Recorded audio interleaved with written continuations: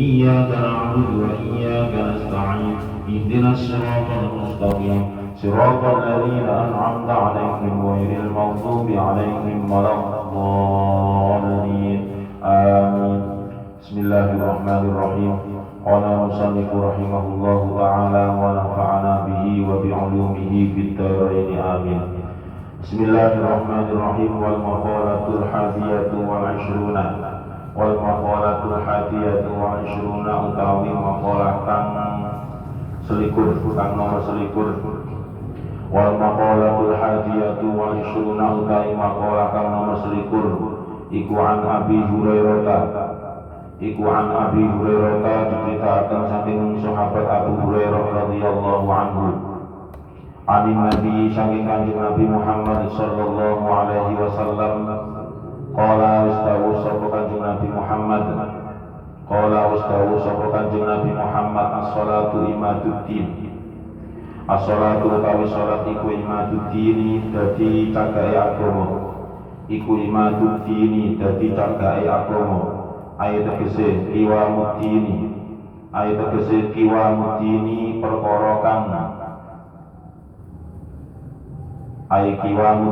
tegese perkara kang jejegno agama.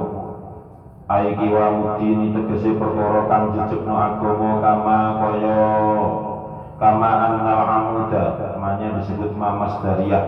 Kama annal amuda. Ketika masdariyah dimaknai kama kaya barang, enggak boleh. Berarti harus satu suku kata dengan kalimat setelahnya.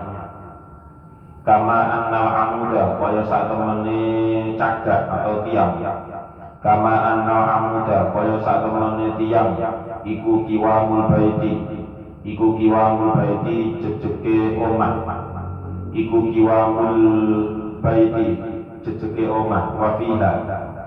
Wafiha lan iku tetep ing dalam salat ai as-salati tegese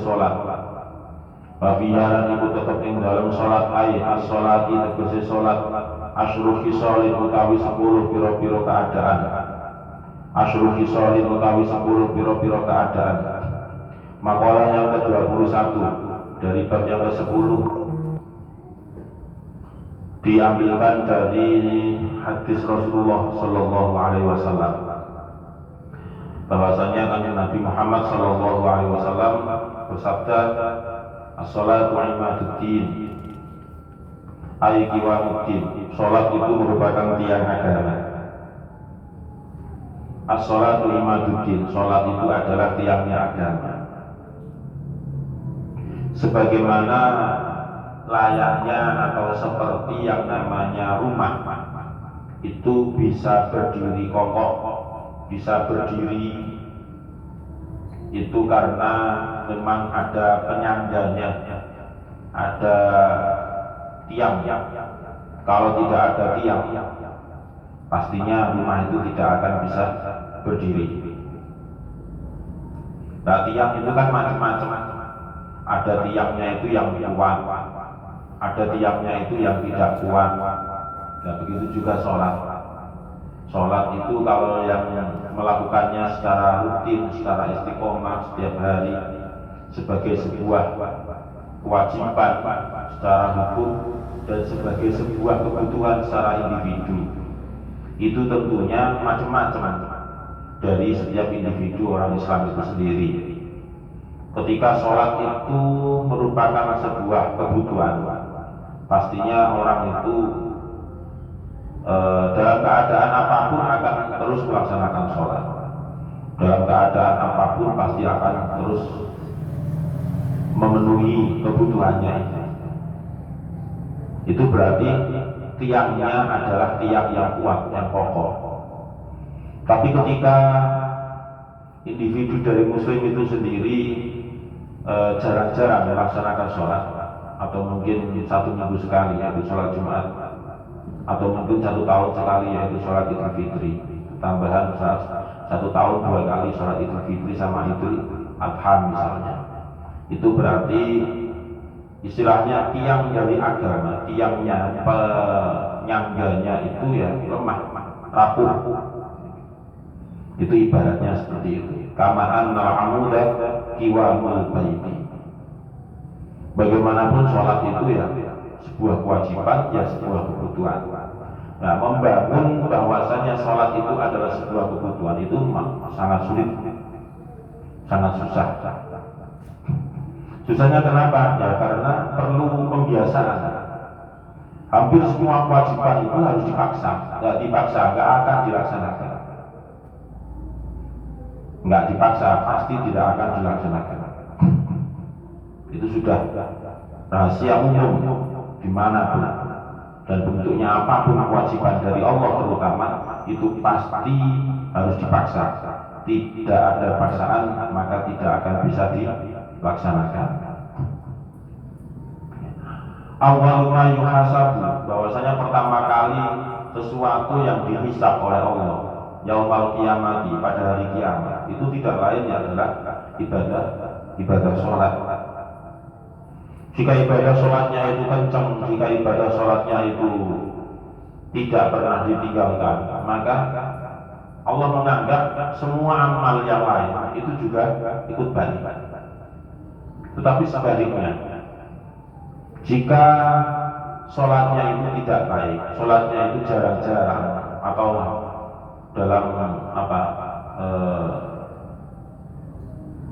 mudahnya ya gampangannya ya nggak pernah sholat gitu. Dan itu ya sudah, berarti amal yang lain itu pasti akan ikut yang sholatnya tadi.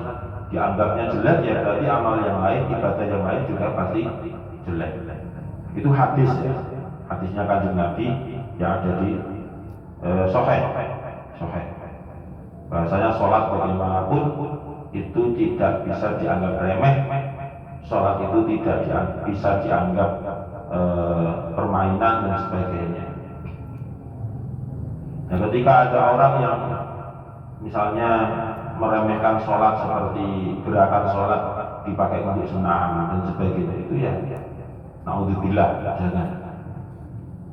Karena bagaimanapun sholat itu adalah sebuah perintah ibadah yang datangnya langsung dari Allah Subhanahu wa Ta'ala kepada Kanjeng Nabi Muhammad tanpa melalui perantara. Jadi Kanjeng Nabi Muhammad itu melihat sholatnya itu bagaimana cara sholatnya tanpa melalui perantara, melalui Isra Mi'raj itu. Allah memperlihatkan sendiri bahwasanya ibadah sholat itu sedemikian rupa tata caranya. Makanya Kanjeng Nabi dawuh lagi di hadis yang lain, "Shallu kama ra'aitumuni usolli." Sholatlah kalian sebagaimana kalian melihat aku ketika sholat. Pada waktu itu Kanjeng Nabi bilang kepada para sahabat seperti itu. Nah, dengan hadis-hadis yang mutawatir, dengan sahih itu kemudian sampai kepada kita gerakan-gerakan sholat dan juga ucapan-ucapan doa-doa dalam sholat itu juga sampai kepada kita sebagaimana yang kita laksanakan saat-saat ini. Itu adalah ajaran dari Tuhan, dari Allah Subhanahu wa Ta'ala kepada Kanjeng Nabi Muhammad, langsung diwajibkan, hukumnya wajib. Gerakan sholat dan sebagainya itu langsung dari Allah Subhanahu wa Ta'ala, bukan buatan Kanjeng Nabi Muhammad, itu bukan. Nah, sampai segitunya ya. Makanya wajar awwalu ma yuhasabu bihi yaumal qiyamah as-shalah. Pertama kali yang dihisab pada hari kiamat nanti itu adalah sholatnya. Nah, wa fiha asyru khisalin, dan di dalam sholat itu sendiri mengandung 10 hal, mengandung 10 kebaikan. 10 kebaikan itu apa aja? Zainul wajhi, zainul wajhi pepaese wajah, keindahan wajah. Zainul wajhi, indahnya wajah. Wa nurul qalbi, lan padani ati. Wa nurul qalbi, lan padani ati. Ruya diceritakan apa annahu sak temene Kanjeng Nabi Muhammad sallallahu alaihi wasallam iku kala dawuh sapa Kanjeng Nabi. Iku kala dawuh sapa Kanjeng Nabi, sholatu rajuli utawi salate wong lanang. Sholatul rajuli utawi sholate wong lanang iku nurun madani, iku nurun madani fi qalbihi ing dalem atine rajul, fi qalbihi ing dalem atine rajul. Faman mongko utawi sapane wong iku sya'alamun karep sapa man, faman mongko utawi sapane wong iku sya'alamun karep sapa man mingkum saking sira kabeh, mingkum saking sira kabeh fal yunawir mongko becik madani sapa man, fal yunawir mongko becik madani sapa man qalbahu ing atine man, fal yunawir mongko becik madani sapa man hu ing atine man. Rawa riwayataken hu ing hadis sapa Ad-Dailami, Imam Dailami.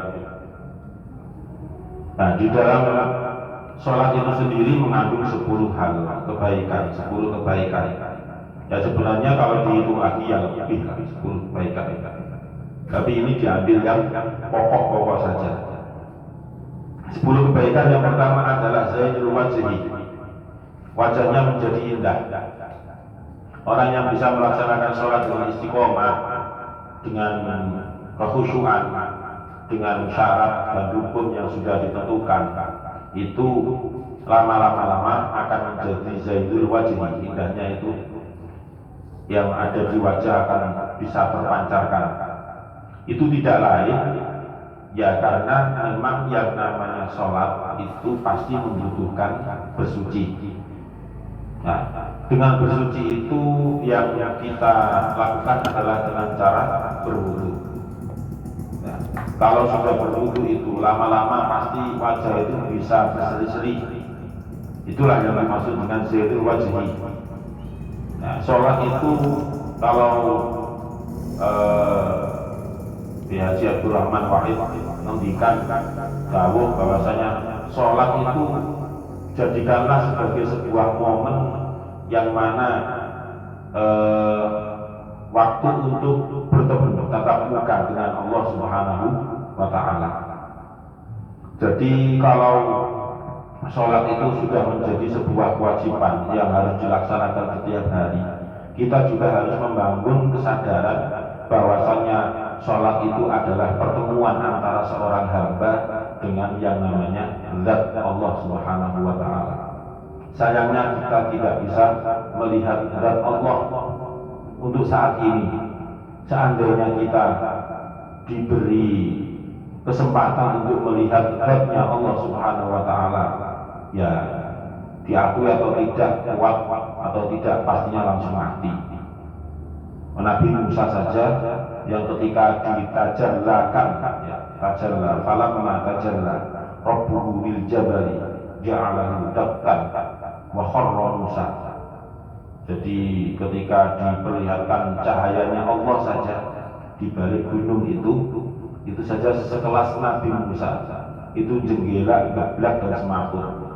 Dakkan wa kharra Musa sha'iqan. Akhirnya dia falamma afaqa qala subhanaka tubtu ilaika wa ana awwalul mu'minin. Jadi sing jenenge dikongkon itu ya langsung budal. Karena Allah kan gitu, nggak usah minta bukti. Sing ngongkon itu dhisik lah gitu. Nanti tadi akhirnya diperlihatkan betul oleh Allah. Ternyata nggak kuat. Nah, jadi harus dibangun pemahaman bahwasanya ketika sholat itu kita berhadapan langsung dengan Allah Subhanahu wa Ta'ala. Jadi zainul wajhi. Yang kedua, wa nurul qalbi. Di dalam sholat itu adalah nurul qalbi, bisa menerangi hati. Hati ini bisa menjadi lebih cerah, lebih terang, lebih mudah untuk menerima nasihat, lebih mudah untuk menerima kebaikan, lebih mudah untuk melaksanakan kebaikan. Itu namanya nurul qalbi. Sebagaimana sabda kanjeng Nabi, sholatul rajuli, sholatnya seseorang, kalau diterjemahkan ke dalam bahasa Indonesia ya cukup seseorang, nggak usah sholatnya seorang laki-laki, nggak usah. Ini kan makna gandulnya Jawa, begonya ya gitu. Jadi sholatnya seseorang itu merupakan nurun fi qalbi, sebuah cahaya yang ada di dalam hati dari orang yang sholat tadi. Faman syaa minkum, barang siapa yang menginginkan cahaya tersebut, ya fal yunawwir qalbahu, maka sebaiknya harus bisa menyinari, bisa menerangi hatinya tadi dengan sholat. Jadi sholat itu bisa memberikan efek yang luar biasa kepada pelakunya, kepada orang yang melaksanakannya. Asalkan sholatnya itu harus istiqomah, ya, tidak deng-dengan. Ya, kalau sebuah kewajiban dari Allah itu sholat 5 waktu, kewajiban dari Allah dan juga Rasul, ya sudah dilaksanakan 5 waktu sesuai waktunya. Nah, coba kita bayangkan dulu awalnya kan di dalam hadis dijelaskan bahwasanya ketika proses Mi'raj, ya, Nabi Muhammad naik langsung ke Sidratul Muntaha kemudian ke Arsy, itu ternyata di sana diwajibkan awalnya adalah 50 waktu. Nah, seandainya kita tetap dibebankan kewajiban 50 waktu, entah bagaimana keadaan umat Nabi Muhammad ini. Ya, dengan berbagai negosiasi akhirnya diberikan beban yang lebih ringan, yaitu menjadi 5 waktu. Maka dari itu, ya, mulai saat ini kita tata ulang untuk sholat kita itu bagaimana. Kita introspeksi diri masing-masing supaya pelaksanaan sholat kita itu menjadi lebih baik dan tentunya menjadi lebih berkualitas. Kualitas itu ya syarat rukunnya dipenuhi dengan baik, kemudian ditambahi kekhusyuannya, walaupun belum sampai jumlah kekhusyuan itu sampai kepada salam, mungkin hanya 1 rakaat dulu, tapi khusyuk, belajar khusyuk. Nah, itulah pentingnya sholat. Seharusnya itu adalah sebuah kebutuhan bagi umat manusia pada umumnya. Akhirnya oleh Allah diwajibkan. Kalau tidak diwajibkan, sangat sedikit orang yang akan melaksanakan sholat, terutama sholat 5 waktu. Wallahu a'lam bishawab. Al-Fatihah. A'udzu billahi minasyaitonir rajim. Bismillahirrahmanirrahim. Alhamdulillahirabbil alamin arrahmanir rahim maliki yaumiddin. Iyyaka na'budu wa iyyaka nasta'in. Ihdinas siratal mustaqim. Siratal ladzina an'amta 'alaihim ghairil maghdubi 'alaihim waladdallin. Bismillahirrahmanirrahim. Subhanakallahumma wa bihamdika asyhadu an la ilaha illa anta astaghfiruka wa atubu ilaik. Subhanakallahumma wa bihamdika asyhadu an la ilaha illa anta astaghfiruka wa atubu ilaik. Subhanakallahumma wa bihamdika asyhadu an la ilaha illa anta astaghfiruka wa atubu ilaik. Semoga bermanfaat. Assalamualaikum warahmatullahi wabarakatuh.